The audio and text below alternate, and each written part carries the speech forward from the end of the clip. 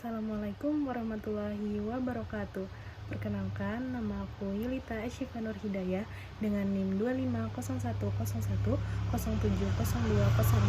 dari program studi pendidikan guru Madrasah Ibtidaiyah.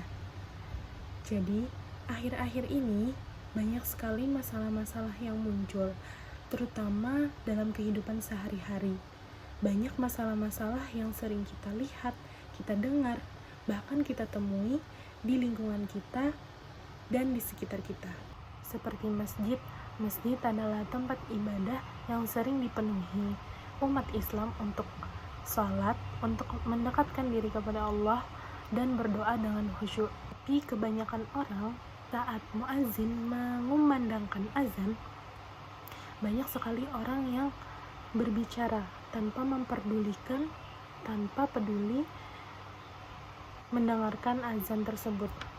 Bahkan banyak postingan di media sosial yang membahas tentang keutamaan seperti puasa Senin Kamis atau potongan-potongan ayat yang bisa memotivasi kita taat kepada Allah, atau konten-konten yang merujuk kepada kebaikan.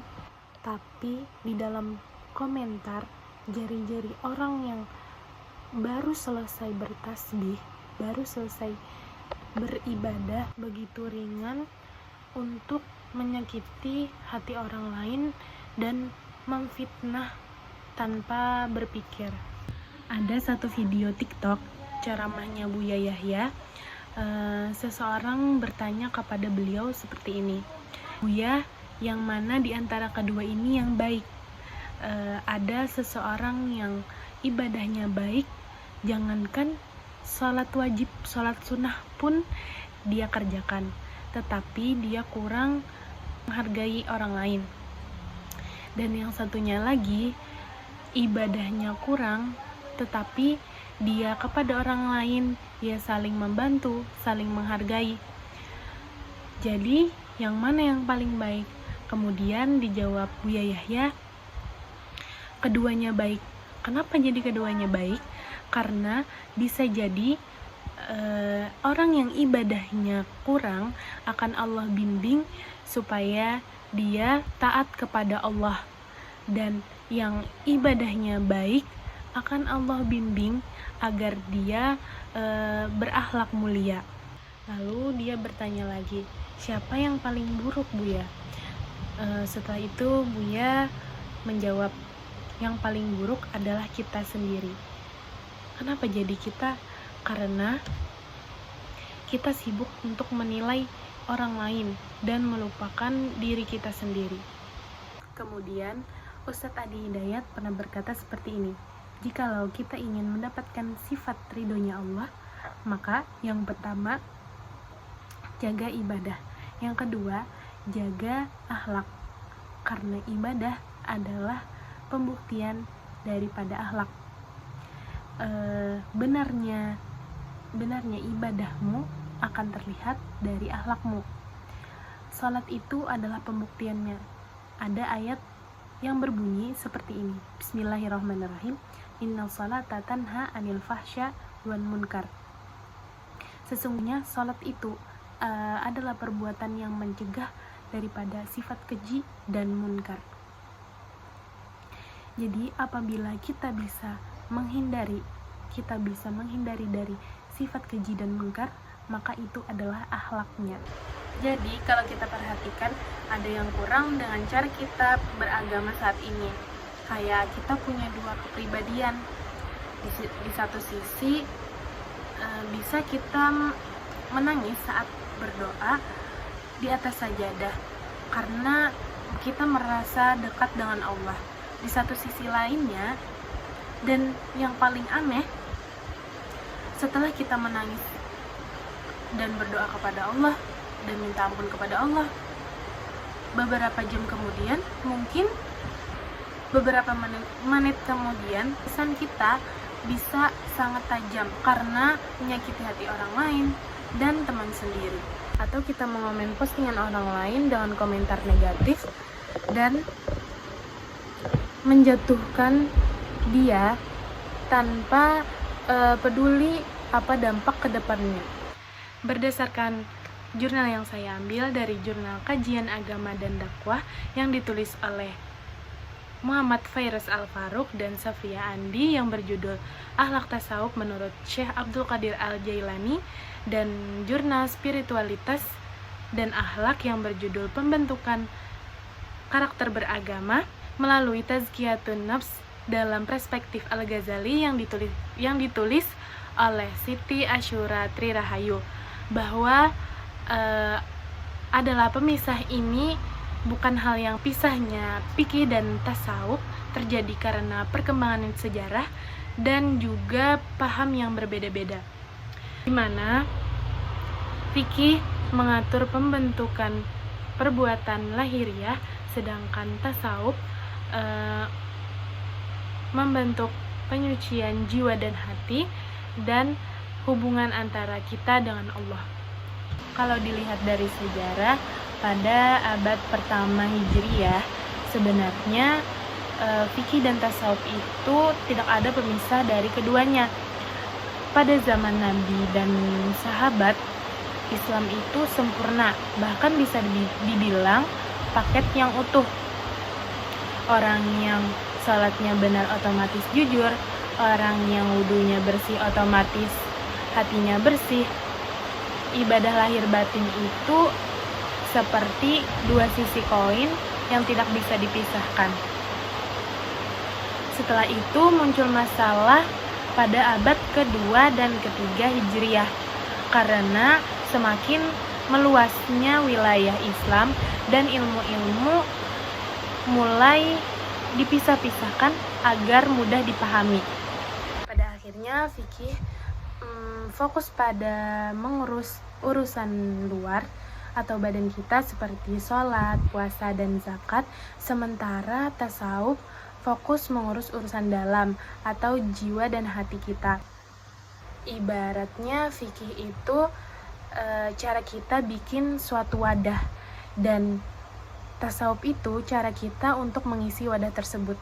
Tapi masalahnya lama-kelamaan orang malah fokus untuk memperbaiki wadah, bikin wadah yang bagus, dan melupakan wadah yang kosong tersebut karena tidak diisi. Untungnya muncul satu orang tokoh besar, nama beliau yaitu Imam Ghazali di tahun 505 Hijriah. Beliau sangat gelisah dengan orang-orang di zaman beliau yang cuma hebat dengan hukum tapi sombong. Lewat kitab yang sangat legendaris yaitu Ihya Ulumuddin, beliau berkata, fikih dan tasawuf itu tidak bisa dipisahkan, karena beliau mengenalkan konsep tazkiyatun nafs, yaitu penyempurna hati atau penyucian hati. Intinya sholat itu bukan cuma kita gerak-gerik badan, tapi cara kita menyucikan hati, menyempurnakan hati agar karakter yang kita punya itu bagus dan baik. Terus kenapa di pelajaran fikih itu kita jarang mendengar soal karakter? Nah, yang pertama, fikih dan tasawuf itu fokusnya berbeda. Fikih berfokus pada bagaimana tata cara kita, sedangkan tasawuf fokus pada mengapa rasa itu tuh ada. Yang kedua, fikih itu cuma sebagai alat. Contohnya seperti salat dan puasa. Salat dan puasa tuh alat untuk kita supaya sampai kepada Allah. Tapi kita sering ngestak di alat itu tanpa memikirkan tujuannya. Fokus kepada jasadnya dan melupakan ruhnya. Padahal jasad tanpa ruh itu kayak barang yang gak berguna. Kenapa masalah ini awet sampai sekarang 2026? Karena kurangnya kesadaran diri kita masing-masing dan terlalu fokus pada aturan agama yang kita lupa tujuannya, dan adanya perkembangan teknologi yang sangat mempengaruhi. kita sibuk dengan memikirkan sah atau tidak sahnya ibadah kita, tetapi kita lupa dan kita tidak peduli bahwa ibadah kita itu membuat kita menjadi orang baik atau tidak, sehingga fikih dan akhlak diajarkan secara terpisah. Di zaman sekarang yang serba cepat, serba canggih, orang yang instan, padahal akhlak itu butuh proses. Jadi tidak ada gunanya orang yang rajin ibadah kalau tidak ada akhlak. Jadi ada satu hadis yang diriwayatkan oleh Abu Hurairah radhiyallahu anhu, ada seorang yang berkata kepada Rasulullah seperti ini, "Ya Rasulullah, inna fulanah tusalli laila wa tasumun nahar wa taf'alu wa tu'zi jiranaha bilisaniha." Faqala Rasulullah sallallahu alaihi wasallam, "La khaira fiha hiya finnar." Yang artinya, wahai Rasulullah, sesungguhnya ada seorang wanita yang dia rajin salat malam, rajin berpuasa di siang hari dan banyak beribadah, namun ia menyakiti tetangganya dengan lisannya. Maka Rasulullah sallallahu alaihi wasallam bersabda, tidak ada kebaikan padanya, dia di neraka. Jadi kalau ibadahnya banyak tapi akhlaknya tidak ada, hiya finnar, dia masuk neraka, kata Nabi. Bahkan ibadahnya bisa hilang karena tidak adanya akhlak. Jadi pendapat saya, jika kita belajar agama, maka belajarlah juga tentang adab dan akhlak, agar ibadah kita bukan hanya kepada Allah, tapi juga tercermin kepada bagaimana kita memperlakukan sesama manusia.